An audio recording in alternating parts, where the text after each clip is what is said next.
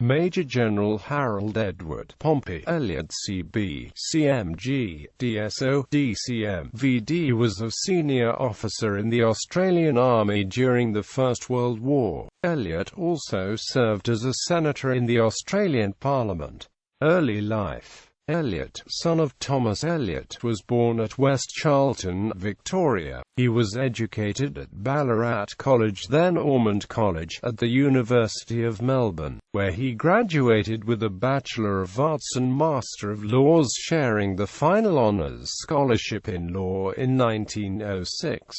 Before this he had been at the war in South Africa from 1899 to 1902, in which he obtained a commission and the Distinguished Conduct Medal. He was called to the Victorian bar in 1906 and established the firm of solicitors H.E. Elliott and Company.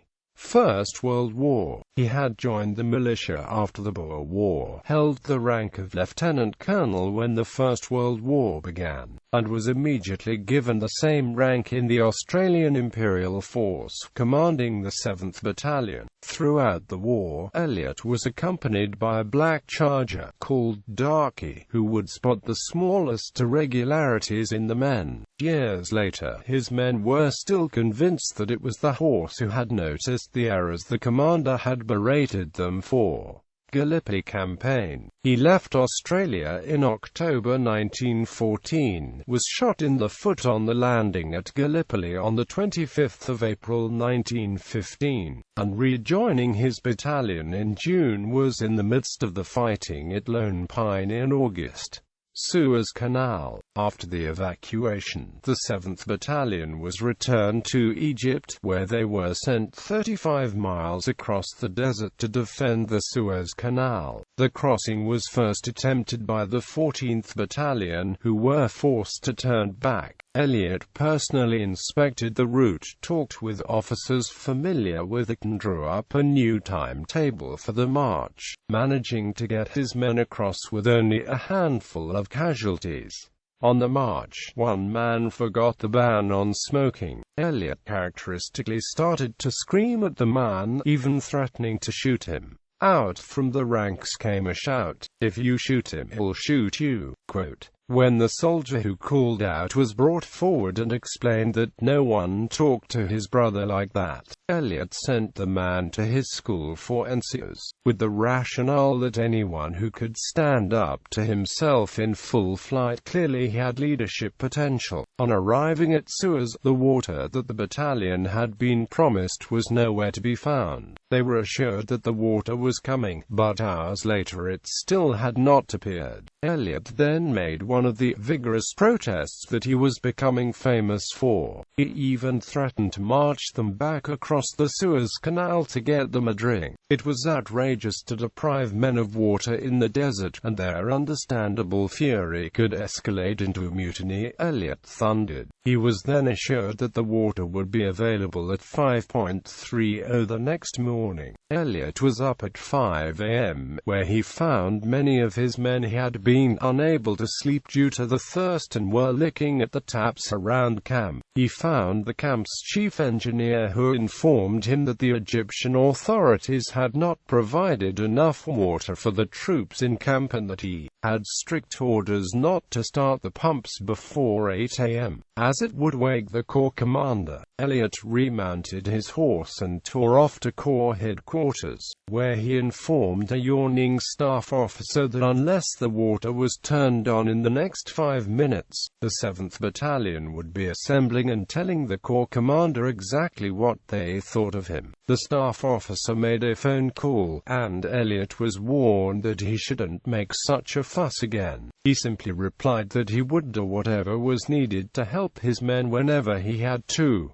Western Front. He was promoted to Brigadier General early in 1916, assuming command of the 15th Brigade shortly before the disaster at Fromelles. Despite his inexperience in trench warfare, he pointed out to Major Howard of Field Marshal Haig's staff that the width of no man's land was too great for the assault to succeed. Major Howard agreed, and on returning to Haig's chateau attempted to persuade him that the attack was doomed to fail. But the commander-in-chief decided that the operation must go on, and so Elliot did all that was possible to make it a success by himself going to the front line to personally inspect the lie of the land and encourage his men. At 11:30 of the night of the attack, when asked if he could make a fresh attack, he replied, "Cannot guarantee success of attack, but willing to try." An hour later he realized that the previous attacks had been a complete failure, reported to that effect, and that he was now organizing the defense of the original trenches.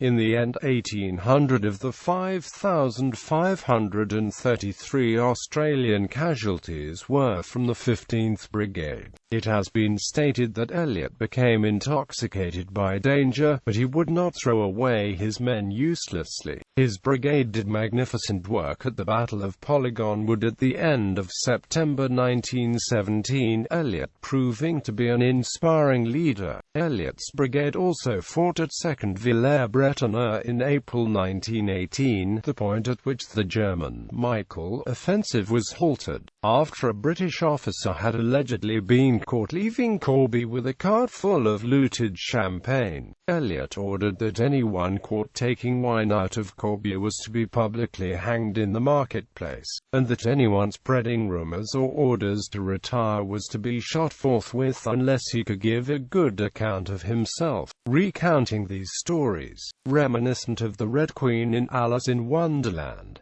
Australian Captain Thomas Louch said that such orders amused the men of his brigade, but others found them embarrassing. During the recapture of Villers-Bretonneux, Elliot ordered that any British troops seen withdrawing were to be stopped and shot if they refused to turn back, angering the well-regarded Major General William Henniker. Elliot quarreled with everybody and was even known to put his battalion commanders and members of his staff under arrest when he lost his temper. Such men resumed their duties when matters had blown over. Elliot's brigade also fought at Peronne at the end of August after the Battle of Amiens, and at the Hindenburg Line a month later. Early in October the Australians were withdrawn for a rest and did not take part in any further fighting. As the members of the brigade began to return to Australia after the war, Pompey became increasingly depressed. Eventually he called a parade to hand out some last medals, and gave them a farewell speech to thank them for upholding his demanding standards. They were then dismissed and he returned to his paperwork.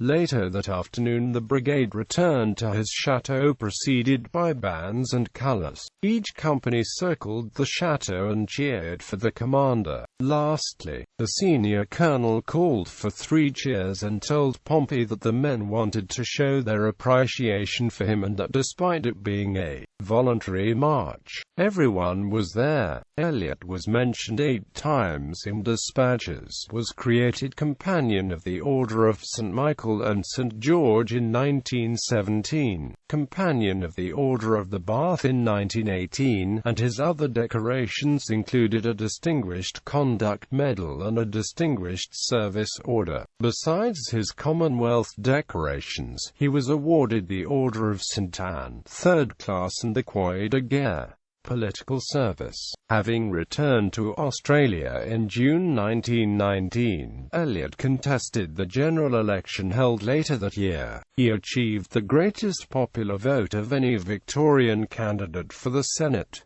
Moreover, he repeated this success at the 1925 election. He sat on various committees and, in 1927, was promoted to the rank of Major General. In 1909 he had married Catherine Kate Fraser, daughter of Alexander Campbell, who survived him, as did a son and a daughter. Elliot also played an important part in the 1923 Victorian police strike. making a call for members of the AIF to come to Town Hall and sign up as special constables, alongside General Sir John Monash. Many men upon reaching Town Hall came specifically looking for Pompey, ready to stand behind him again, although was forced to leave only a few days into the strike to attend meetings of a royal commission in Queensland. Although not naturally suited to life in the federal parliament, Elliot made significant contributions and was outspoken in his efforts to assist returned servicemen, particularly those with whom he had served. This outspokenness often took the form of arguing in the Senate in relation to the new legislation being brought before it, when such legislation involved the defense forces.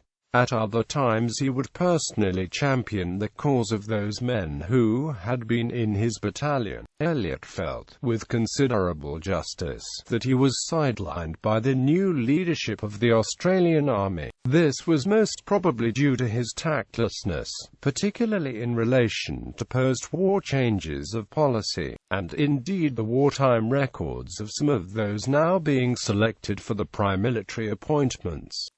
Increasingly, Elliot suffered from what would now be referred to as post-traumatic stress disorder and depression, but was then diagnosed by Dr. J.F. Williams as a definite form of nervous disorder.